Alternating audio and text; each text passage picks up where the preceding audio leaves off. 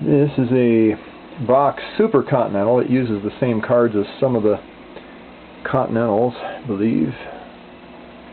But got the insides open here. A lot of the we've got those on order. It's missing a lot of the slider caps. Unfortunately, people are not careful with those sometimes. This one has been brought back from extreme bad condition. It had cigarette burns on this panel. I managed to sand, I think it was right there, managed to sand that one to where you can't hardly see where it even was. This one also, I did a little touch up there, and not too bad. This one I just finished painting. This was a bad cigarette burn there. I had to do JB Weld filler on it, and then we'll feather it in and get that looking decent, because I don't think you can get these original panels anymore. So you just do the body work on it, and otherwise it's in pretty good shape. Once we clean the keys up, it'll be pretty nice looking. I think it's got a brand new upholstery job here, and got my fingerprints on it. You can see you've got your fingerprints on it. It's probably pretty good upholstery. Okay, it has an issue though we're going to have to deal with here. Everything worked pretty much after getting the broken wires hooked up and the typical issues. These cards, they often warp, and I've got one here. Don't I? Somewhere. Had one here. Well, there was a day when, oh, there it is. Been sanding and doing so much stuff here. But these little cards, as you can see, it's got a little bow in this one, not too bad. But they often will get this total U shape there, just kind of, and it'll make it so these connectors do not seat right. They will bow down. So always, check that as one of the first things if you're missing footages, whatever, because that's extremely likely that is an issue. They can always, of course, like the others, crack back here somewhere, and then you get a broken trace. And yeah, other than people physically damaging them in some way, that's mostly what happens to these. I haven't seen too many transistors on these. These use the SFD 363, which has failed in other things, but I haven't seen them fail on these for a few I've worked on. Haven't done too many of these though, so I probably will eventually. Anyway, we tried another C card in this because the C was doing something strange, and so was the C sharp, and so was the F doing a little different thing, and the F sharp, I think it was initially, wasn't it? Now it is this. Boo. Oh no, oh no. Wait a minute, D wasn't doing it. It's moving. It moves. This is so strange. Okay, it started out as C. C's are all fine now. No problem. They're all good. It's not the C anymore. However, after I replaced the card, it still was the C. I haven't changed anything. Okay, hear that? What note is that? Yeah, it's a... right, it's a minor third always, not a major third. It's a third up, yeah, pretty much, except the F. The F is now too. And that one isn't. That one's an octave. Here, it's got that. It's got an extra octave in it. Anyway, C sharp, same thing. Minor third. Minor third octave down, at least. Yeah. So, where's that coming from? Well, it definitely is. Now, I can just unplug the E here. You got the camera set there, and you can watch me unplug the E. Maybe. Here we go. Hear it? There it goes. Okay, see, the E is actually producing that frequency. It's not just some misproportioning of the waves in the divider somewhere. I initially tried swapping a card, did no good. But, so where is that happening? You tell me. I don't know. I've looked and it doesn't appear there's any pinched wires or anything. It looks pretty solid. We have another key coming off, don't we? Yeah, there's a key coming off here. I think. Maybe. Oh, maybe not. Maybe I just moved it too hard. Anyway, it has this corner here where it, you know, could pinch wires there, but I don't see anything pinching anything. Nothing changes as I move it. However, randomly things do change, as in the C went to what now? The E down there. I don't know why. Okay, I can move everything around. No good.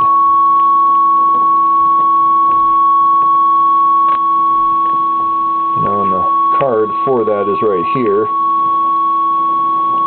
Of course, these are proportioning buses down here. These, proportion the signals to the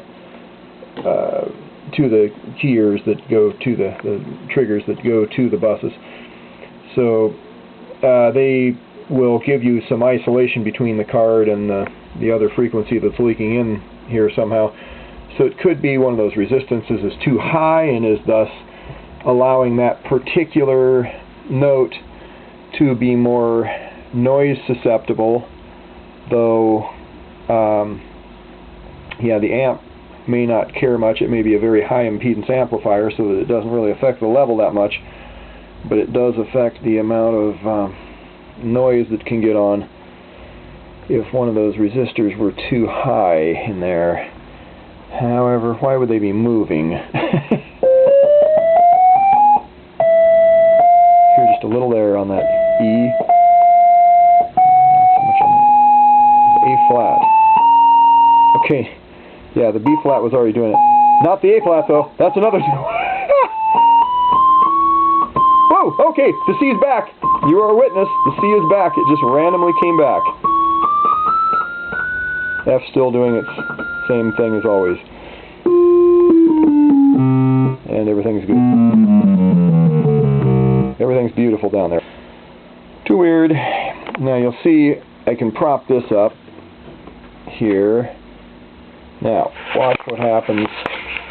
Now, if you don't know how these work, so there's the note that was doing it.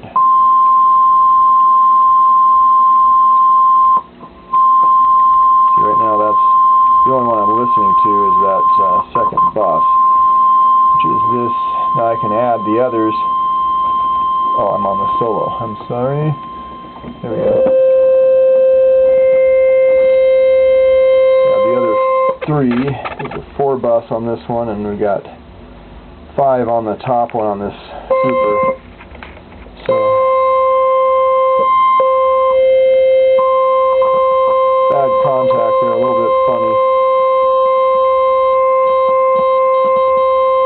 It may just be a phenomenon of these contacts. Maybe I'm making a partial, and that's where the impedance is coming. You know, that might be what's going on, because these were pretty dirty. I'm having to clean these up. To my shock, though, they mostly work pretty consistent. Well, that could be the mystery right there. We'll see. I will do a little more cleaning on those. But that's the inside of a Super Continental, and we'll try playing something on here in a while. Ah, yes. Okay. Listen carefully. So I'm going to hit this note on the lower manual. I'm going to move.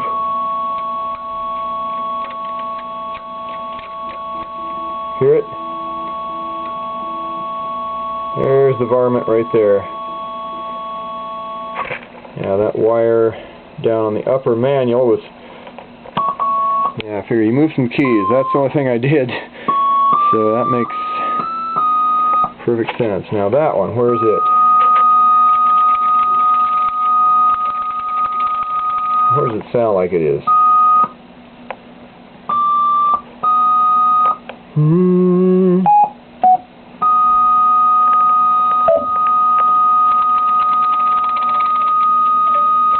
That one's on the lower manual. So either one can feed in. I found it down there. It's down there. Woo! And that's the trick to that. Anyway, so that pretty much sums up things that we've seen go wrong with these. The bushings, of course, always need replacing. I'm doing a video, Al. Hold on. Got a phone, speakerphone. And these are the Pratt Reed bushing, which you can see, I guess, sort of. Let me see. Okay, they got these longer ears on the top, and they've got a smoother side, which I always put this side up so that it's less likely to get crushed over time.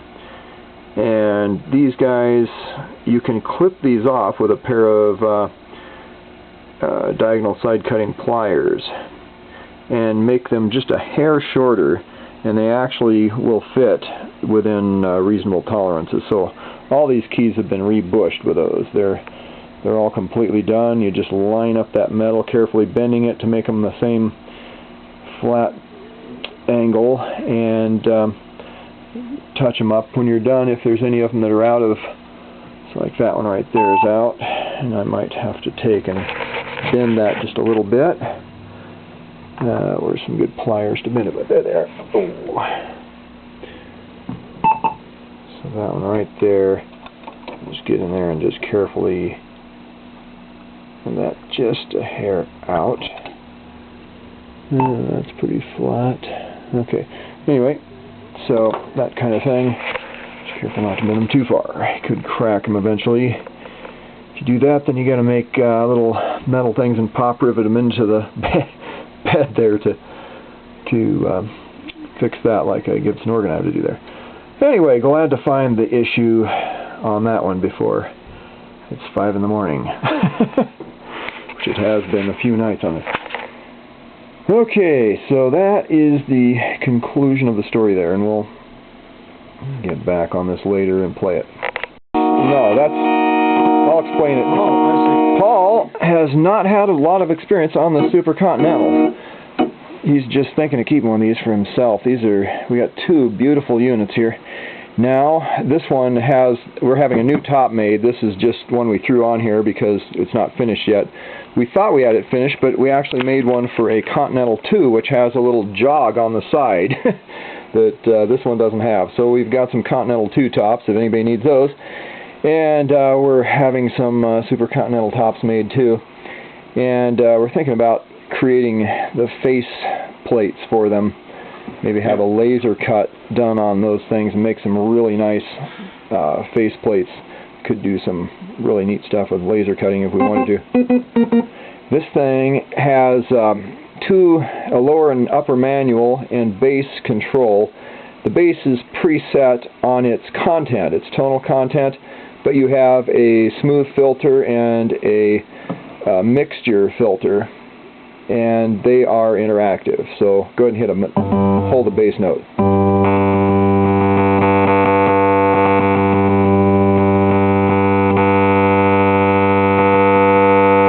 Hear that? It increases that as you decrease that. So that's by design, I think. They're just kind of funky interactive there. So you find the tone you want, mixing those around, and then you have, of course, the same thing on the manuals here. Lower and upper, you've got. And those still could use a little, they haven't been worked for a while. I just do a little cleaner on. We need to move them a bunch to get them smooth. Maybe even take a little look at those. We'll see if there's anything else those need. Same effect there.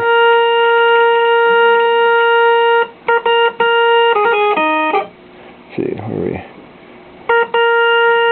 We got 5 buses. We got a mixture there. Yeah, all those need to be cleaned, and there may even be a bad solder joint there.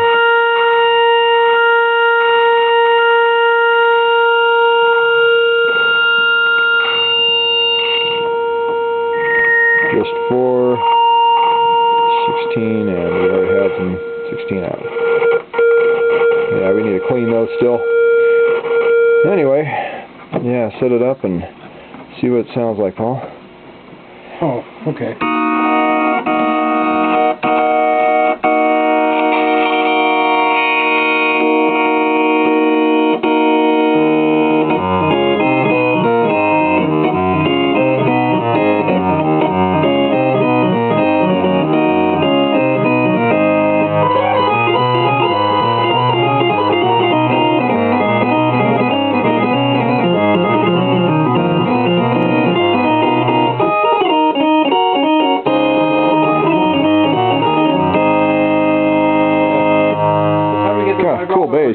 the vibrato just has a switch, yeah. You just got a switch there. Okay. And you can do 8 or 16 foot bass. You can make the bass really low. Yeah, if you want a real low bass. There's a slight delay in that Yeah. over the initial attack. Huh. Let's see. Might be my amp.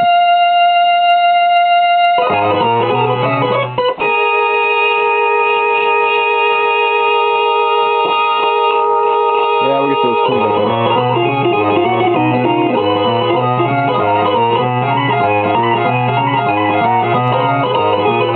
Let's see, is there a way to get rid of the sustain on the bass? Oh, yeah. You got your bass sustain here. This is your... Oh, I see. Yeah, it goes all the way to off.